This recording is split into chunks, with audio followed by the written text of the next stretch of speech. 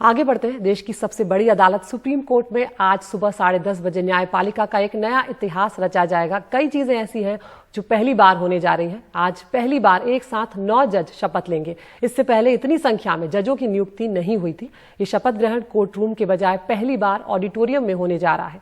Corona protocol को देखते हुए ये फैसला दरअसल लिया गया है। इसके अलावा ये पहला मौका होगा जब शपथ ग्रहण का लाइव टेलीकास्ट भी किया जाएगा और महिला जज जो हैं वो भी यहाँ पर इस 9 जजों का जो ग्रुप एक तरह से वो शपथ ले रहा है, जिसमें 4 महिला जज जो हैं वो भी शपथ लेने जा रही हैं। पहली बार सुप्रीम कोर्ट में एक साथ 4 महिला जज काम करेंगी और उसमें से एक जज होंगी जो 2027 में चीफ जस्टिस ऑफ इंडिया भी बनने जा रही हैं, जस्टिस BV नागरत्ना। और इस बारे में ज्यादा जानकारी दे रहे हैं हमारे सहयोगी आशीष भार्गव। कहीं ना कहीं पिछले कुछ वक्त से लगातार सुप्रीम कोर्ट पर सवाल उठ रहे थे और लोग संदेह की नज़र से देखने लगे थे न्यायपालिका को। लेकिन पिछले कुछ वक्त से जिस तरीके से बदलाव आया है सुप्रीम कोर्ट के कामकाज में, खासतौर पर जब नए चीफ जस्टिस NV रमना आए हैं, और उसके बाद से लगातार ये संदेश देने की कोशिश है देश के लोगों को और कि न्यायपालिका स्वतंत्र है, उसके अधिकारों की कोई कटौती नहीं कर सकता। ये बात वो खुद चीफ जस्टिस कई बार कह चुके हैं। तो निश्चित तौर पर एक बहुत बड़ा कदम है और बहुत बड़ा ऐतिहासिक दिन भी है आज न्यायपालिका के इतिहास के लिए कि जहां पर 9 जज पहली बार शपथ लेंगे। इतनी संख्या में कभी किसी जजों ने शपथ नहीं ली। सिर्फ एक वैकेंसी रह जाएगी और सबसे अहम बात यह भी है कि पहली बार कोर्ट रूम से बाहर ओथ ली जाएगी। चीफ जस्टिस ऑडिटोरियम में शपथ दिलाएंगे। पूरा देश देख पाएगा लाइव टेलीकास्ट और स्ट्रीमिंग के जरिए जजों की शपथ समारोह को।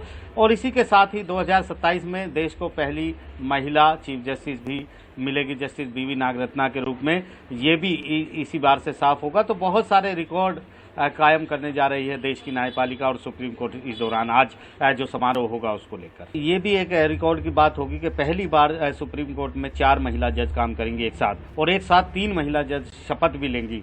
अभी तक जो ज़्यादा सबसे बड़ी स्ट्रेंथ थी महिला जजों की वो 3 तक रही थी, लेकिन अब 4 हो जाएंगी क्योंकि जस्टिस इंदिरा बनर्जी पहले से सुप्रीम कोर्ट में है और अब 3 महिला जज और यहाँ पर आज शपथ लेंगी। तो कहीं ना कहीं वुमेन पावर, महिलाओं की ताकत दिखाने का भी एक सुप्रीम कोर्ट को मौका मिलेगा कि किस तरह महिलाएं जो हैं उनकी भागीदारी देश की सबसे बड़ी अदालत में बढ़ रही है और आगे चलकर यही भागीदारी जो है वो हाई कोर्ट्स में और जो निचली अदालतें हैं वहां भी देखने को मिलेगी। तो एक बड़ा संदेश देने की कोशिश है सुप्रीम कोर्ट के कोलेजियम का। जो 5 जजों का कोलेजियम होता है वही सुप्रीम कोर्ट में जज नियुक्त करता है। जो शुरू के सीनियर 5 जज होते हैं चीफ जस्टिस समेत। तो निश्चित तौर पर एक बहुत बड़ा संदेश देने की कोशिश है, रीजनल भागीदारी देने की कोशिश है कि तमाम राज्यों की भागीदारी सुप्रीम कोर्ट में हो, तमाम पक्षों की, तमाम वर्गों की भागीदारी सुप्रीम कोर्ट में हो, महिलाओं की भागीदारी सुप्रीम कोर्ट में हो। तो निश्चित तौर पर एक बहुत बड़ा ऐतिहासिक दिन है और इसका इंतजार सभी को है।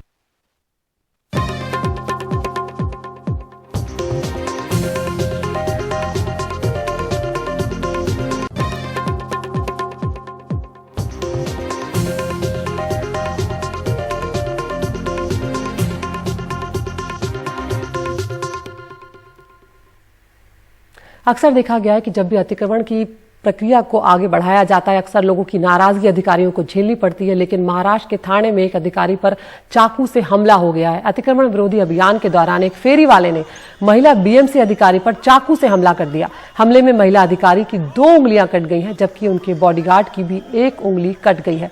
जिस वक्त ये घटना हुई उस वक्त अवैध फेरी वालों के खिलाफ कार्रवाई की जा रही थी और आरोपी फेरी वाले को गिरफ्तार अब कर लिया गया है। नाराजगी में उसने इस तरह से चाकू से ही अधिकारी पर हमला कर दिया। वेजिटेबल का जो बाज़ार होता है वहाँ पे जो AMC मैडम है वहाँ पे अपनी एनक्रोचमेंट की एंटी एनक्रोचमेंट ड्राइव के तहत कार्रवाई करने गई थी। तब वहाँ पे जो ये अक्यूज़ड है उसने उनके ऊपर अचानक से हमला किया और उस हमले के दरमियान उनके 2 उंगलियाँ जो है वो ज़ख्मी हुई हैं उनके लेफ़्ट हैंड के, और उनका जो बॉडीगार्ड है उसका भी एक उंगली जो है वो इस हताहत में जख्मी हुए हैं, कट गई। आरोपी जो है उनको हमने अरेस्ट किया है। आरोपी को कासरगोडली पुलिस स्टेशन में अरेस्ट कर लिया है। हमने उस अक्यूज़ड के ऊपर IPC सेक्शंस 307, 333 और 353 के तहत गुना दाखिल करने की प्रक्रिया शुरू है।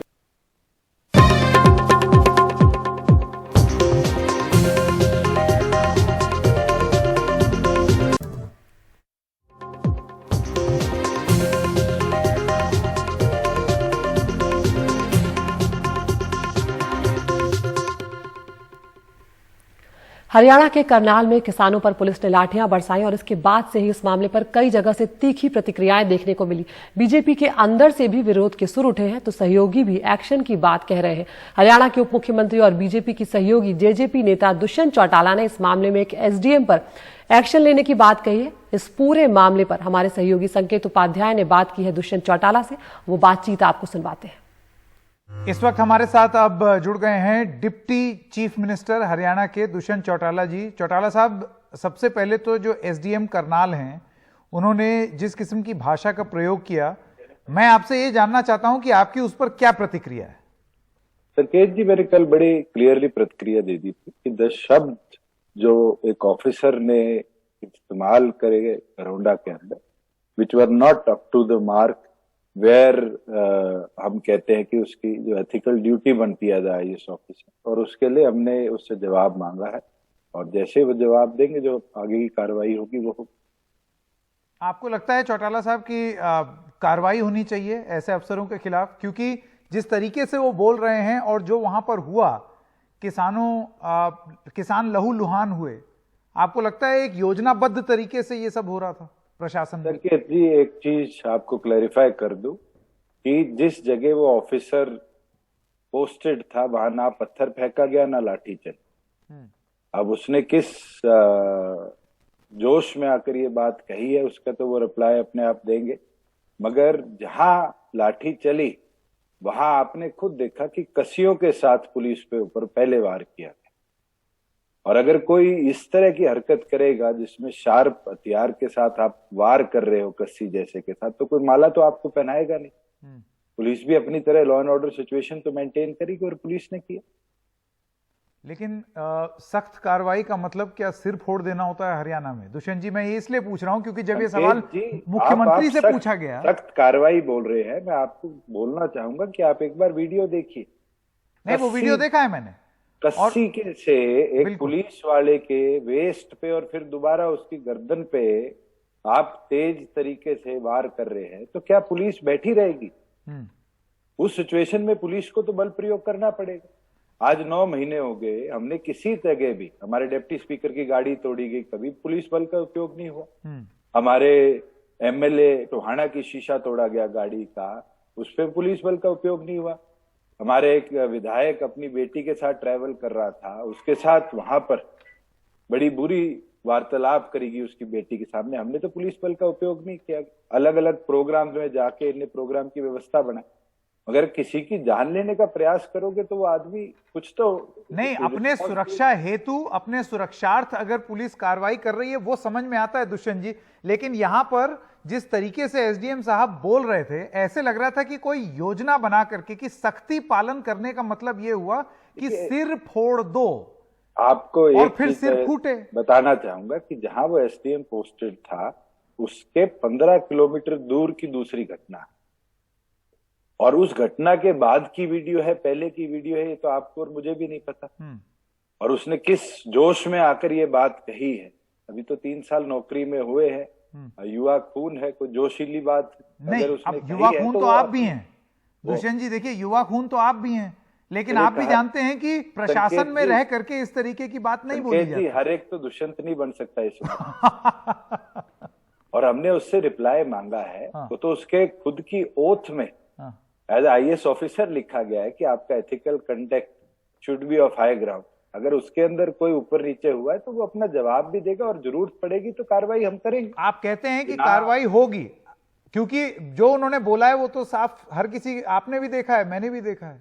किस संदर्भ में बोला है, चलिए जांच हो जाए, वो अपना स्पष्टीकरण दे दें, पर आपको लगता है कि जो उनके जो कोड्स हैं उसका पालन नहीं किया है और कार्रवाई होनी चाहिए। उससे जवाब मांगा है और जैसे जवाब आएगा उसके आगे की कार्रवाई के भी आपको बताने का हम काम करें। दुष्यंत जी, मैं एक सवाल ये पूछना चाहता हूं कि किसानों से निपटने या उनसे बात करने के लिए या उनके समाधान निवारण हेतु आपको लगता है कि आपकी सरकार विफल रही है? आप पिछले साल देख लीजिए, कहीं सड़क खोद दी, कहीं कंटेनर रख दिए, किसानों को तो नहीं रोक पाए आप। इस बार फिर लोग लहूलुहान हो रहे हैं, एक छवि आपकी भी खराब हो रही है।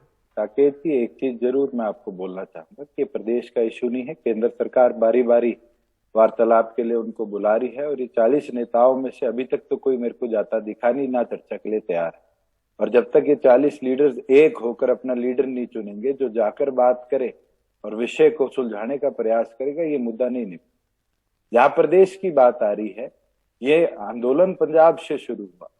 पंजाब के अधिकतम यूनियंस के लीडर्स ने इस मूवमेंट को शुरू किया। उत्तर प्रदेश की यूनियंस के लीडर्स ने आकर इसको बढ़ाया और बैटल ग्राउंड हरियाणा बना दिया।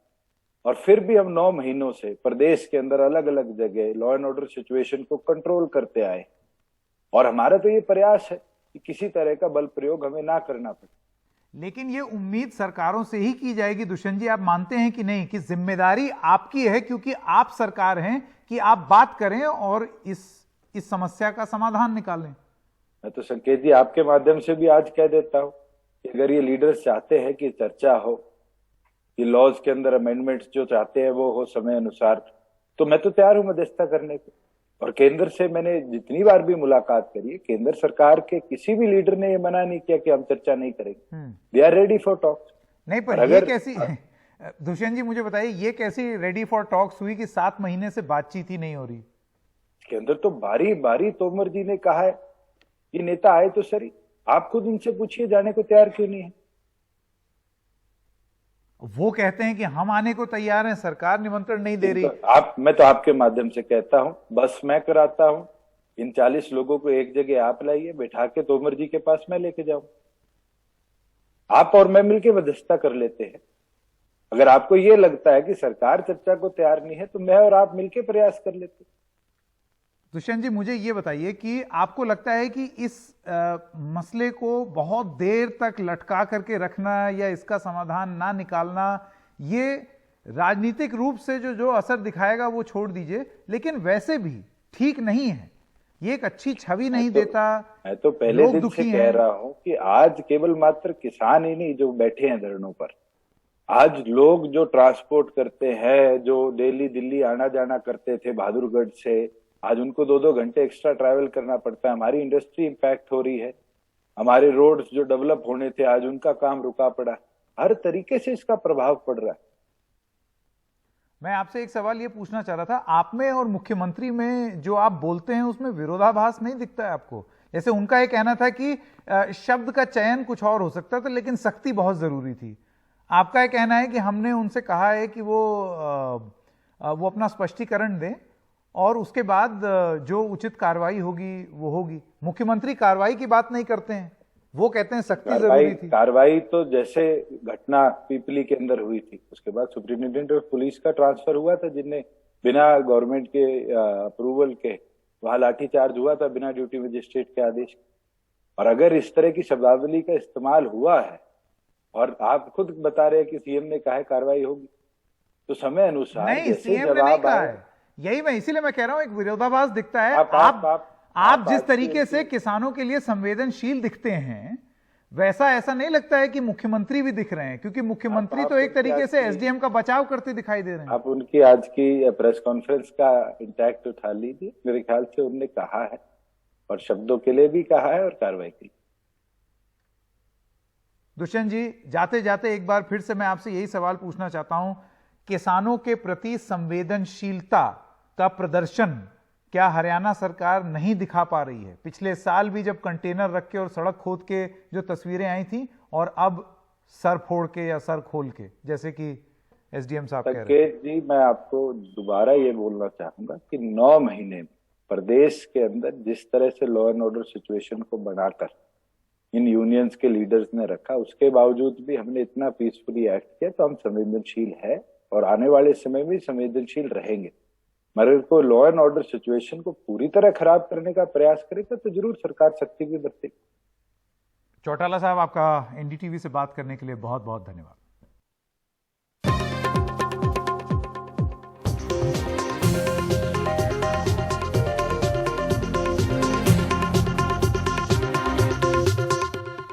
और अब गुड मॉर्निंग इंडिया में वक्त हो गया है टॉप न्यूज का। एनडीटीवी इंडिया आप यूट्यूब पर भी देख सकते हैं। रोज हम आपको 5 खबरें दिखाते हैं, आप चुन सकते हैं अपनी पसंद की खबर। तो आज पहली खबर अफगानिस्तान से है। 20 साल के अमेरिकी सैन्य अभियान का अंत हो गया है। डेडलाइन से पहले ही अमेरिका ने अपने सैनिकों को वापस बुला लिया है। दूसरी खबर है यहाँ पर संयुक्त राष्ट्र सुरक्षा परिषद में प्रस्ताव पारित किया गया है। अफगानिस्तान को नहीं बनने देंगे आतंक का अड्डा, लेकिन चीन और रूस नदारद रहे। तीसरी खबर, आज सुप्रीम कोर्ट में ऐतिहासिक दिन, 3 महिलाओं समेत 9 जजों का होगा एक साथ शपथ ग्रहण समारोह। चौथी खबर केरल से है, जहां हफ्ते भर बाद पहली बार 20,000 से कम हुए हैं कोरोना के मरीजों की संख्या। और पांचवी खबर मथुरा से है, जहां पर मुख्यमंत्री योगी आदित्यनाथ ने शराब और मांस की बिक्री पर अब मथुरा में बैन लगा दिया गया है। तो हमारे YouTube चैनल पर जाएं, इस पोल में हिस्सा लें और आप चुन सकते हैं अपनी पसंद की खबर। उस खबर को हम आपको दिन भर विस्तार से NDTV इंडिया और उसके YouTube चैनल पर दिखाएंगे।